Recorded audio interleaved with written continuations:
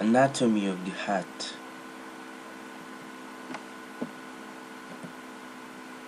The heart is a chambered muscular organ that pumps blood received from the veins into the arteries, thereby maintaining the flow of blood through the entire circulatory system.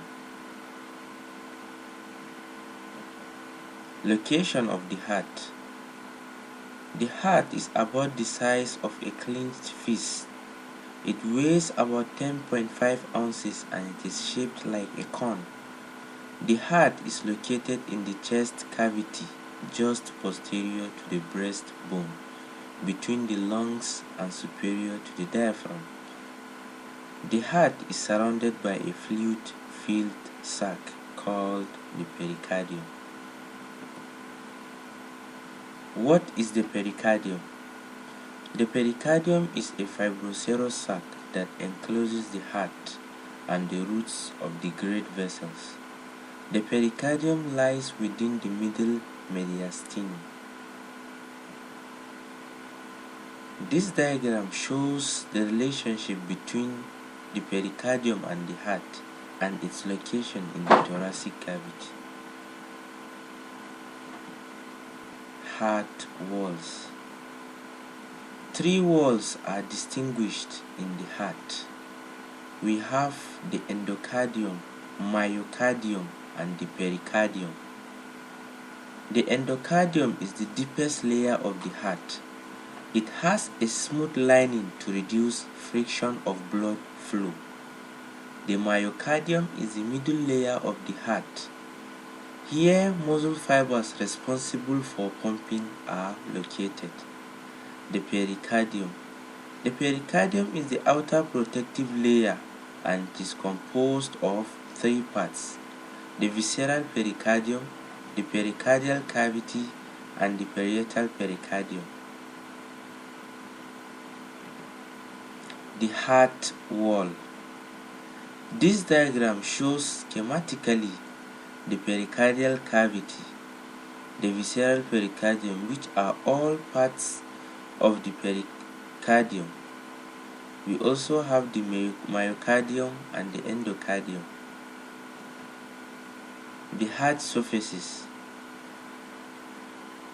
3 surfaces of the heart are distinguished. We have the anterior or sternocostal surface, the inferior or diaphragmatic surface, the posterior surface or the base of the heart.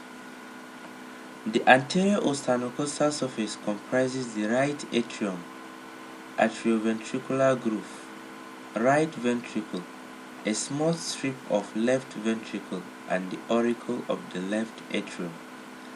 The inferior or diaphragmatic surface comprises the right atrium, atrioventricular groove, and both ventricles separated by the interventricular groove. The posterior surface or the base comprises the left atrium receiving the 4 pulmonary veins. The heart chambers. There are 4 chambers of the heart, which are 2 atria, right and left, and 2 ventricles, also right and left.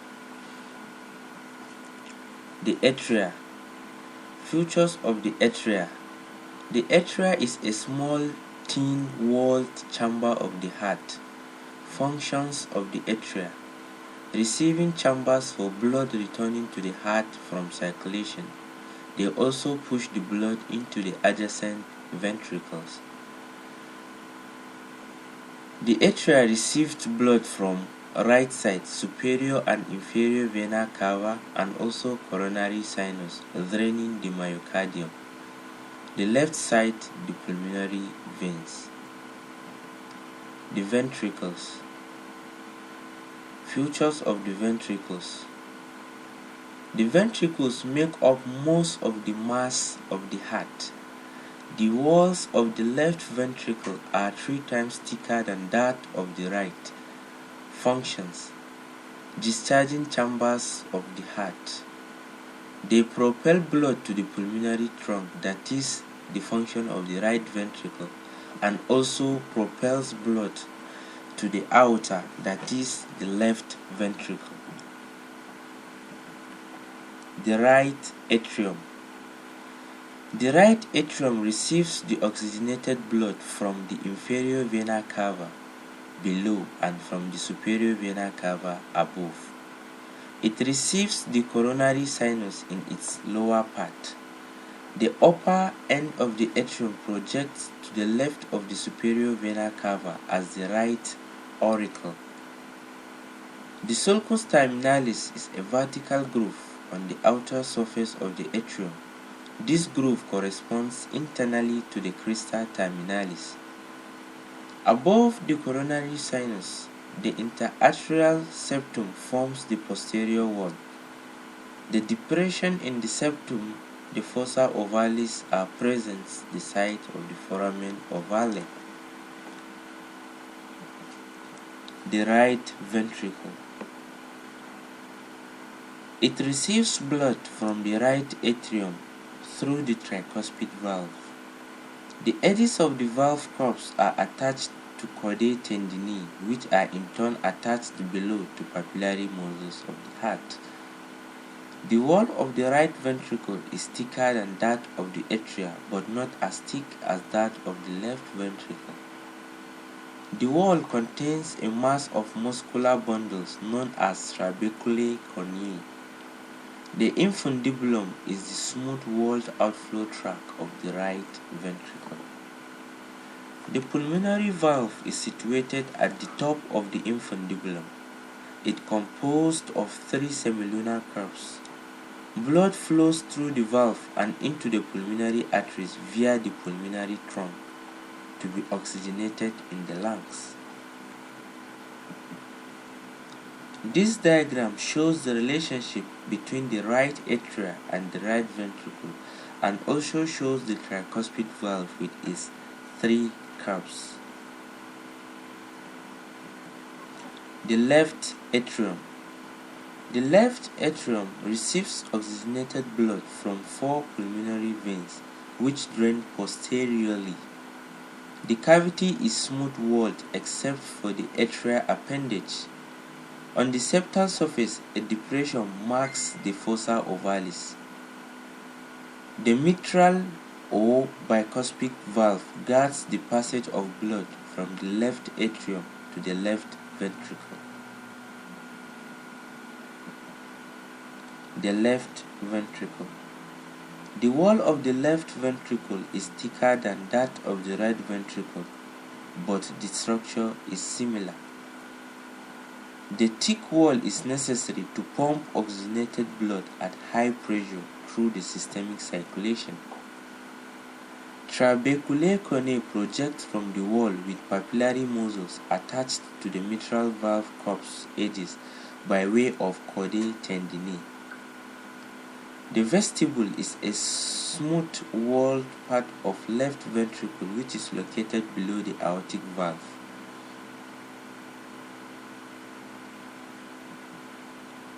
This diagram shows the relationship between the left atrium and the left ventricle, and also shows the mitral or bicuspid valve with its 2 curves.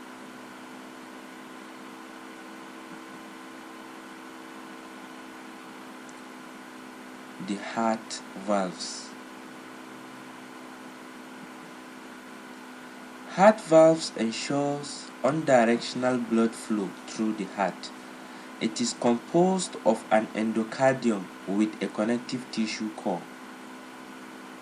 There are 2 major types of heart valves. We have the atrioventricular valves and the semilunar valves. The atrioventricular valves. The atrioventricular valves or AV valves lie between the atria and the ventricles. We have the right atrioventricular valve or tricuspid valve. We have the left atrioventricular valve or bicuspid valve. The atrioventricular valves prevent backflow of blood into the atria when ventricles contract. Chordae tendineae anchor atrioventricular valves to papillary muscles of ventricle wall. It also prevents prolapse of valve back into atrium.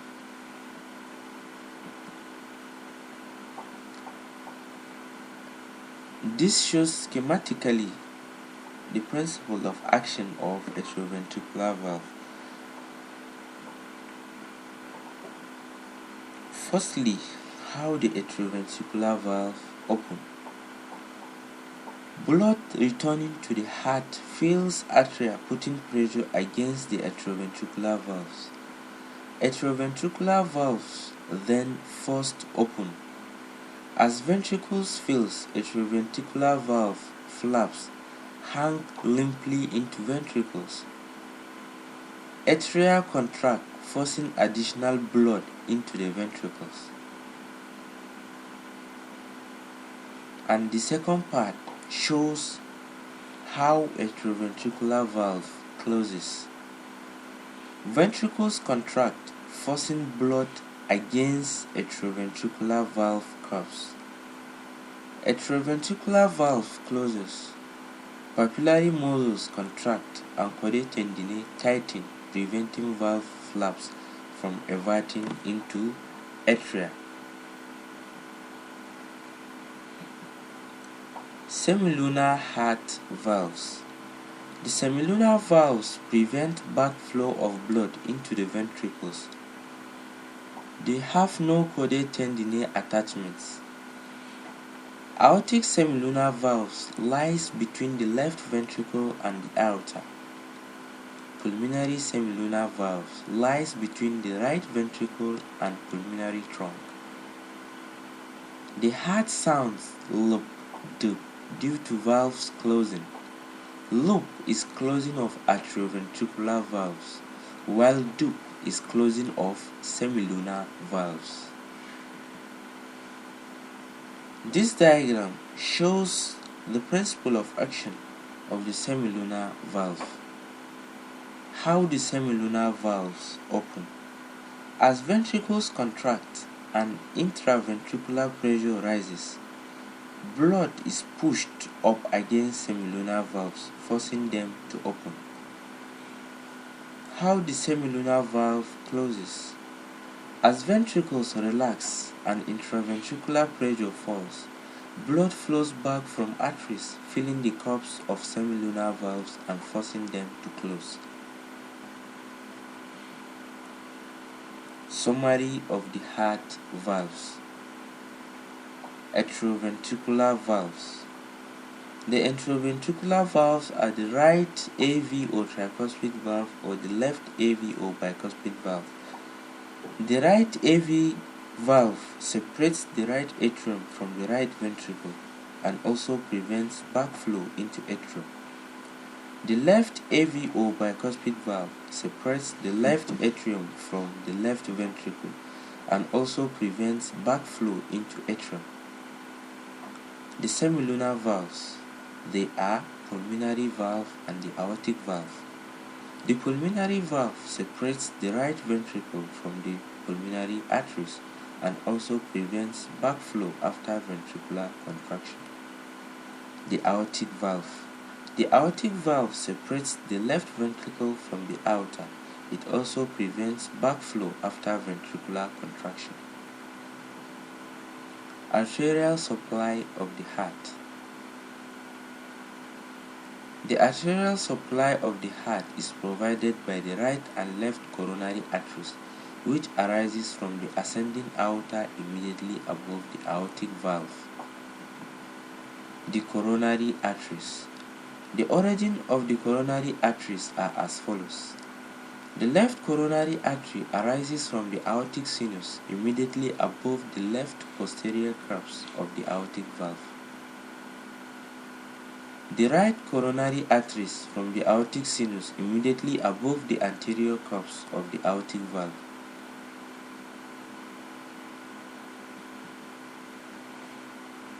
Right coronary artery. This diagram shows schematically the right coronary artery and its branches.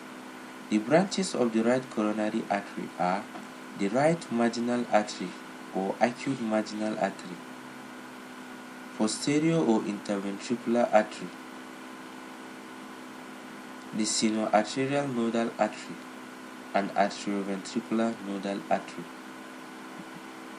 The left coronary artery This diagram shows schematically the left coronary artery and its branches. Branches of the left coronary artery are the left anterior descending artery or anterior interventricular artery. We have the septal branches, the diagonal branches, the left marginal artery or obtuse marginal artery, and we have the left circumflex artery. This diagram schematically shows the coronary arteries and few of their branches.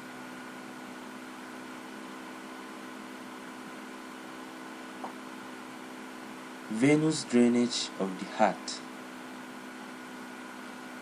Most blood from the heart wall drains into the right atrium through the coronary sinus, which lies in the posterior part of the atrioventricular groove. It is a continuation of the great cardiac vein.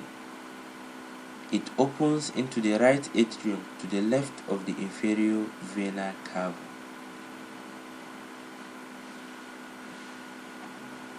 This diagram shows schematically both the venous drainage of the heart and arteries of the heart. Here we can see the right coronary artery, vena cava superior and inferior, the outer pulmonary arteries, the coronary veins, left anterior descending artery, and the circumflex artery. Nerve supply of the heart. The heart is innervated by sympathetic and parasympathetic fibers of autonomic nervous system via the cardiac plexus situated below the arc of the aorta. The sympathetic supply arises from the cervical and upper thoracic portions of the sympathetic trunks, and the parasympathetic supply comes from the vagus nerve. Cardiac conduction system.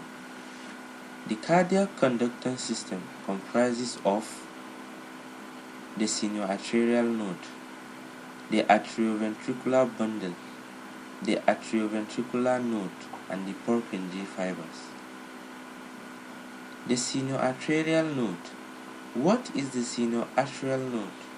The sinoarterial node or SA node is a section of nodal tissue that is located in the upper wall of the right atrium. The SA node is also referred to as the pacemaker of the heart. Function of the SA node. It sets the rate of contraction for the heart. It also spontaneously contracts and generates nerve impulses that travel throughout the heart wall, causing both atria to contract. Atrioventricular node. What is the atrioventricular node? The atrioventricular or AV node is a section of nodal tissue that lies on the right side of the partition that divides the atria near the bottom of the right atrium. Function of the atrioventricular node. It delays cardiac impulses from the sinoarterial node to allow atria to contract and empty their content first, relays cardiac impulses to the atrioventricular bundle. The atrioventricular bundle. The atrioventricular bundle is a bundle of fibers that are located within the septum of the heart. Function of the atrioventricular bundle. It carries cardiac impulses down the septum to the ventricles via the Purkinje fibers. The Purkinje fibers. What are Purkinje fibers? Purkinje fibers are fiber branches that extend from the atrioventricular bundle. Function. Relays cardiac impulses to the ventricular cells, causing the ventricles to contract. This diagram schematically shows all the conducting system of the heart and their location.